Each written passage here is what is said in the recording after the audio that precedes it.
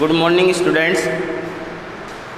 जैसा कि हम जो हमारा पिछला चैप्टर कंप्लीट हो गया, आज जो है मानव का रक्त परिसंचरण तंत्र, और मानव के रक्त परिसंचरण तंत्र की बात करते हैं तो कुछ जीव जो होते हैं, सूक्ष्म जीव जो होते हैं, उनमें तो क्या किया जाता है कि जो भोज्य पदार्थ जो होते हैं उनका क्या हो जाता है, डायरेक्ट ट्रांसफ़र होता है।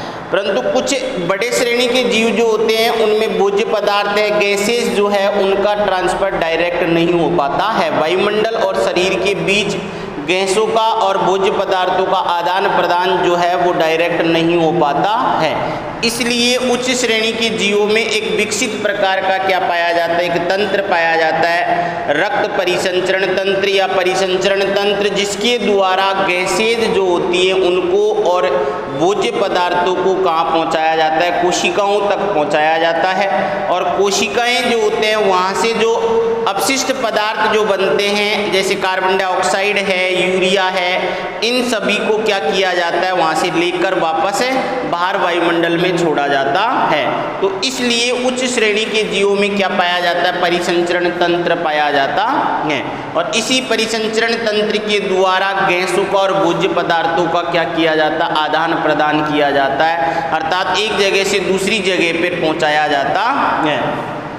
अगर रक्त परिसंचरण तंत्र की बात करते हैं तो रक्त परिसंचरण तंत्र दो प्रकार का होता है, एक होता है खुला परिसंचरण तंत्र और एक होता है बंद परिसंचरण तंत्र। तो परिसंचरण तंत्र जो है वो कितने प्रकार का, दो प्रकार का होता है, एक होता है खुला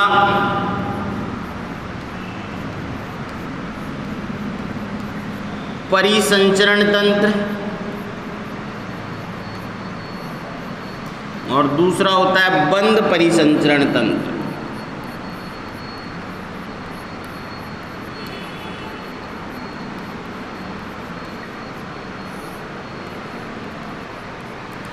दो प्रकार का होता है। जब खुला, जब शरीर के अंदर जो भी द्रव पदार्थ या लिक्विड या परिसंचरण द्रव जो है वो बिना नलिकाओं में, या अपन बोल सकते हैं कि जब रक्त जो है वो बिना नलिकाओं के ही शरीर में बहता है तो उसे क्या कहा जाता है, खुला परिसंचरण तंत्र कहा जाता है।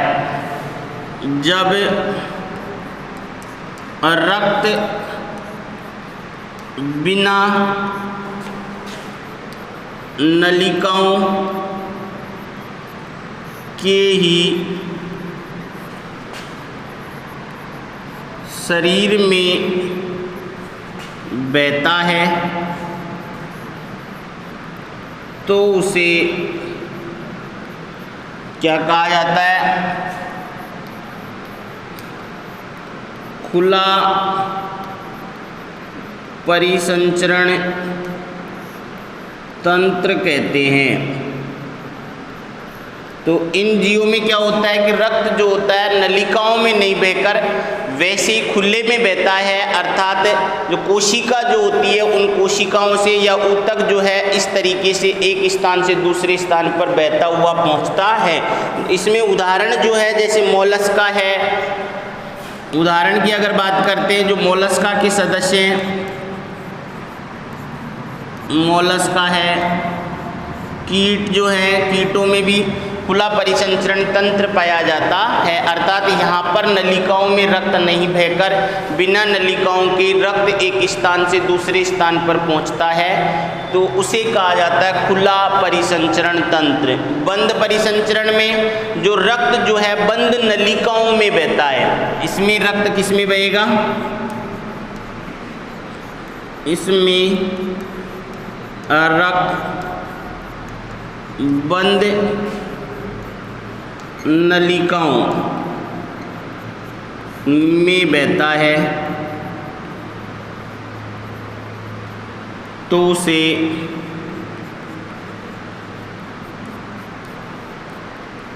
बंद परिसंचरण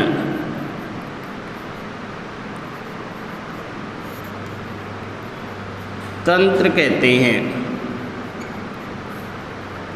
तो यहाँ पर जो है रक्त जो है बंद नलिकाओं में बह रहा है। बंद नलिकाएं जैसे क्या क्या हो सकती है, सीरा हो सकती है, धमनी हो सकती है। तो यहाँ पर जो रक्त जो है वो कैसे बहता है, बंद नलिकाओं में एक स्थान से दूसरे स्थान पर पहुँचता है, और इसीलिए इसको क्या कहा जाता है, बंद परिसंचरण तंत्र कहा जाता है। और बंद परिसंचरण जो है, इसमें सबसे अच्छा उदाहरण की अगर अपन बात करते हैं तो मनुष्य है। तो मनुष्य जो है, गाय भैंस जितनी भी हैं, उन जो उच्च श्रेणी के जितने भी जीव हैं, उन सब में क्या पाया जाता है, बंद परिसंचरण तंत्र पाया जाता है। अर्थात इनमें रक्त जो है किस में बहता है, बंद नलिकाओं में बहता है। उसके बाद में यहाँ पर जो नेक्स्ट जो है वो है रक्त के बारे में, अर्थात जो रक्त की बात करके रक्त का रासायनिक संगठन की बात करते हैं।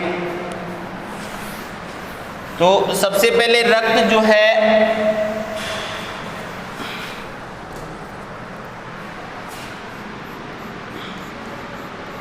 रक्त की बात करेंगे यहाँ पर, तो रक्त ये क्या है, एक तरल संयोजी ऊतक। कैसा होता है ये, तरल संयोजी ऊतक।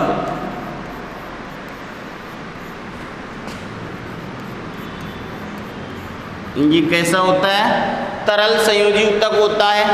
इसकी उत्पत्ति देखें तो इसकी उत्पत्ति जो है वो किसके द्वारा होती है, मेसोडर्म के द्वारा। इसकी उत्पत्ति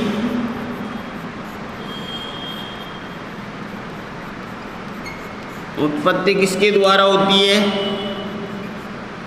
मेसोडर्म के द्वारा होती है। उसके बाद में अगर बात करते हैं रक्त की, तो रक्त जो है, जो हल्का क्षारीय तरल पदार्थ होता है, ये कैसा होता है, यह है हल्का क्षारीय।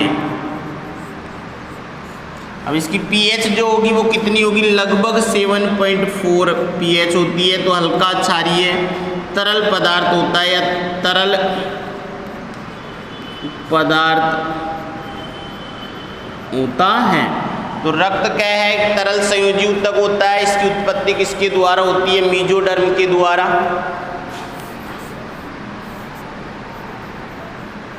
मेसोडर्म, इसकी उत्पत्ति किसके द्वारा हो रही है, मेसोडर्म के द्वारा होती है। यह हल्का क्षारीय तरल पदार्थ है। तो इसकी पीएच जो होती है वो कितनी होती है, लगभग 7.4 पीएच होती है।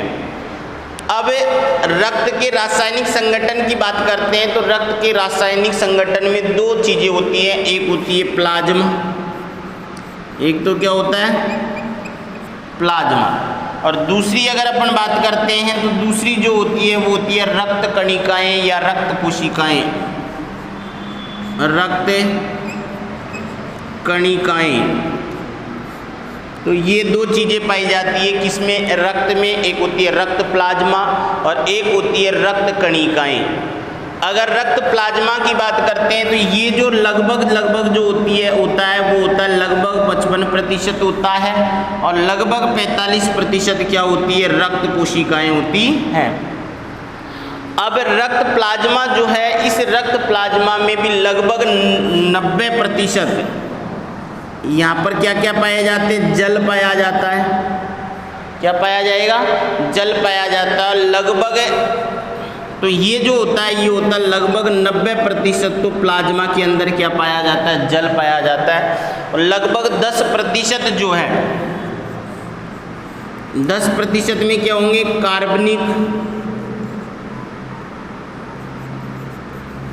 कार्बनिक व अकार्बनिक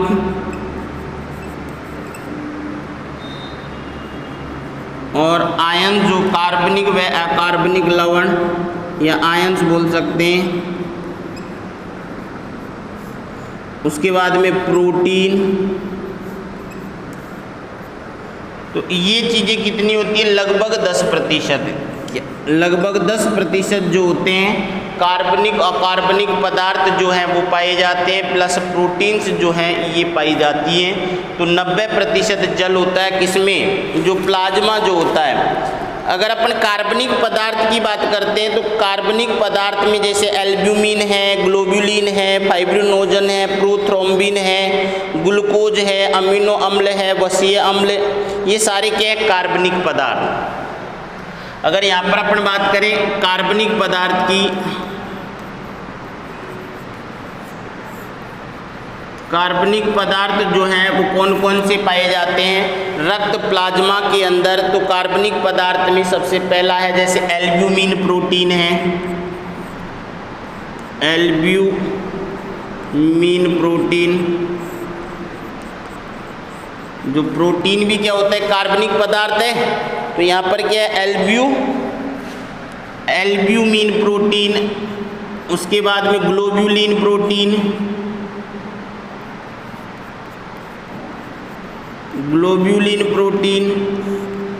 उसके बाद में प्रोथ्रोम्बिन जो रक्त का थक्का जमाने में काम करता है, प्रोथ्रोम्बिन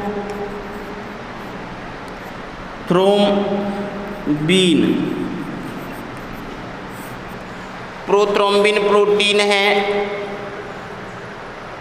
प्रोथ्रोम्बिन, उसके बाद में फाइब्रिनोजन है,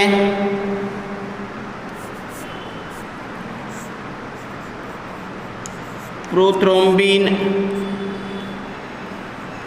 फाइब्रिनोजन।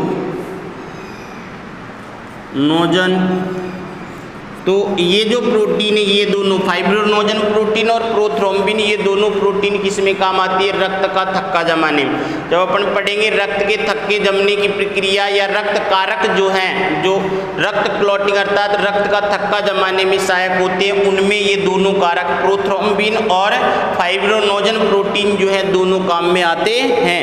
उसके बाद में ग्लूकोज है, अमीनो अम्ल है, ये सारे क्या हैं ग्लूकोज, अमीनो अम्ल, वसीय अम्ल,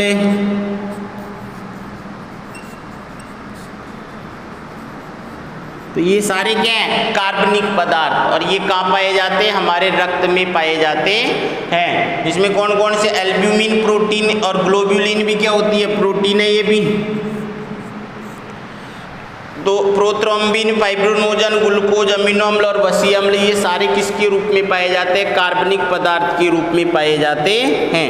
अकार्बनिक पदार्थ जो है उस अकार्बनिक पदार्थ में आयन्स जो होते हैं जैसे सोडियम आयन है, पोटेशियम आयन है।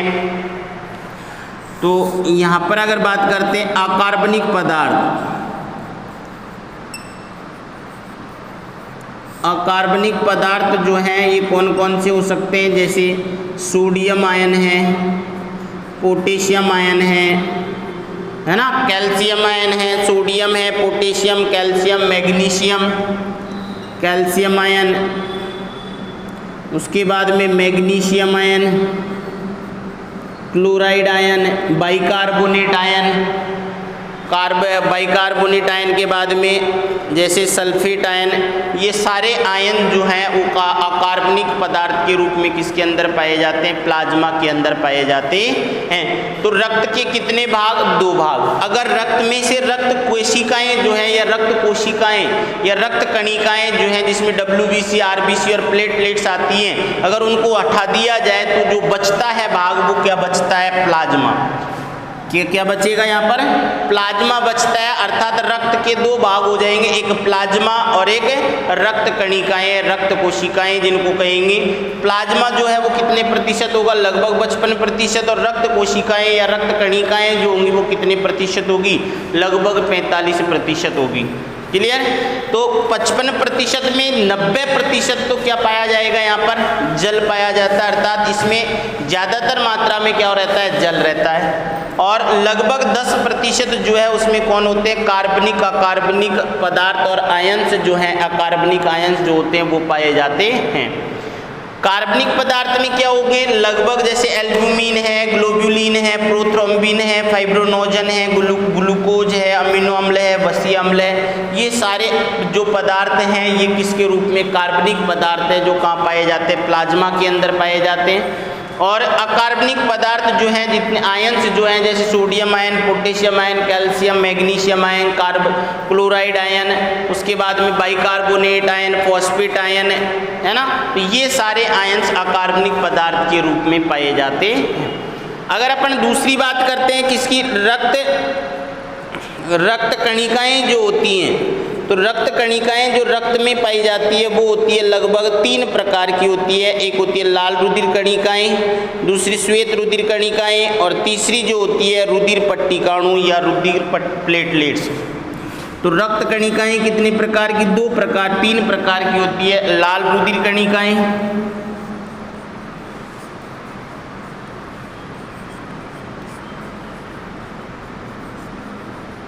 लाल रुधिर कणिकाएं, दूसरी होती है श्वेत रुधिर कणिकाएं,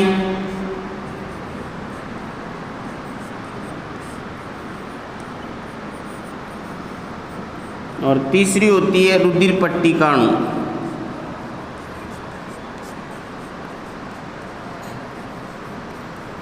या रुधिर प्लेटलेट्स।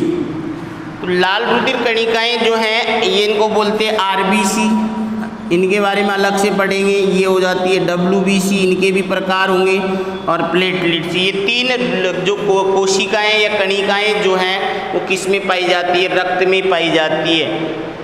लाल रुधिर कणिकाएं जो हैं ये क्या काम करेगी, जो गैसों का ट्रांसपोर्ट जो करती है, अर्थात गैसों के आदान प्रदान जो है, गैस परिवहन जो है उसका कार्य करती है कौन, लाल रुधिर कणिकाएं। श्वेत रुधिर कणिकाएं जो है हमारे शरीर के अंदर जो भी प्रतिरक्षात्मक तंत्र जो है उसको बनाने का कार्य करती है, और रुधिर पट्टिकाणु जो है वो क्या करती है, रक्त का थक्का जमाने का कार्य करती हैं। तो ये 3 प्रकार की रक्त कणिकाएं होती है जिनको अलग से अपन करेंगे एक एक करके। रक्त का जो रंग जो कैसा होता है, लाल रंग का होता है। रक्त का लाल रंग किसके कारण होगा, हीमोग्लोबिन के कारण होता है। तो जो रक्त का लाल रंग जो है वो किसके कारण होता है, हीमोग्लोबिन जो है उसके कारण रक्त का रंग कैसा होता है, लाल रंग का होता है।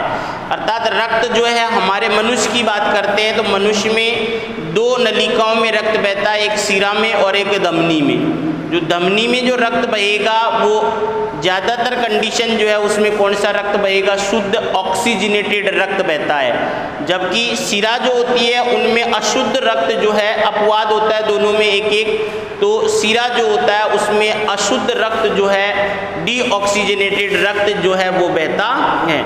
ऑक्सीजनेटेड रक्त जो है वो ब्राइट लाल रंग का होगा, अर्थात गहरे लाल रंग का होता है, जबकि डीऑक्सीजनेटेड रक्त जो होता है वो ब्लू लाल रंग का होता है, अर्थात हल्का ब्लूइश कलर को लिए हुए रहता है, और वो किस में बहता है, शिरा के अंदर।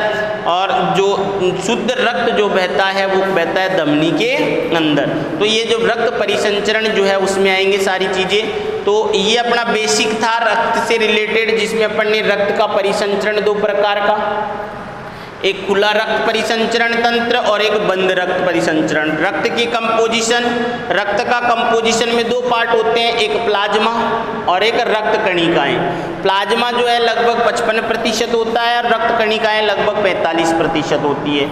55% जो प्लाज्मा है उसमें लगभग 90% जल पाया जाता है, और 10% जो है उसमें कार्बनिक, अकार्बनिक और आयंस पाए जाते हैं। जिसमें 90% वो 10% में के भी लगभग 7 से 8% जो है वो क्या होती है, प्रोटीन होते हैं, और लगभग जो 1 से 2% जो है वो अकार्बनिक पदार्थ पाए जाते हैं। तो ये जो कार्बनिक पदार्थ जो है उसमें एल्ब्यूमिन प्रोटीन है, ग्लोबुलिन प्रोटीन है, प्रोथ्रोम्बिन है, फाइब्रोनोजन है, उसके बाद में ग्लूकोज है, वसीय अम्ल है, अमीनो अम्ल है। ये सारे परिवहन, क्योंकि जिनका पाचन जब हो जाता है तो परिवहन रक्त के द्वारा ही तो होता है इनका भी। ग्लूकोज है, बसी अम्ल, अमीनो अम्ल, इनको लेकर ही तो रक्त ही तो जाता है हार्नाल से। हार्नाल जो छोटी आंत जब होती है तो छोटी आंत के जो जेजुनम और इलियम पार्ट है उसमें क्या होता है, एब्जॉर्प्शन होगा, अवशोषण होता है, और अवशोषण के द्वारा रक्त जो भोज्य पदार्थ जो होते हैं, जो पचित भोज्य पदार्थ है वो कहाँ पहुँच जाते हैं, रक्त के अंदर पहुँचते हैं। तो रक्त इनका और रक्त इसको लेके कहाँ जाता है, फिर कोशिका के पास जाता है। कोशिका में पहुँचने के बाद में क्या होता है, कोशिकीय श्वसन होगा नहीं होगा, जिसमें कौन काम में आएगा, माइटोकॉन्ड्रिया, और माइटोकॉन्ड्रिया के द्वारा कोशिकीय श्वसन होकर क्या उत्पन्न की जाती है, एटीपी उत्पन्न की जाती है। क्लियर। तो इसको और आगे अपन जब जो कार्बनिक और जो रुधिर कणिकाएं हैं, रक्त कणिकाएं हैं प्लाज्मा में और क्या क्या होती है, सबको अपन कल नेक्स्ट क्लास जो होगी उसमें आगे बढ़ाएंगे।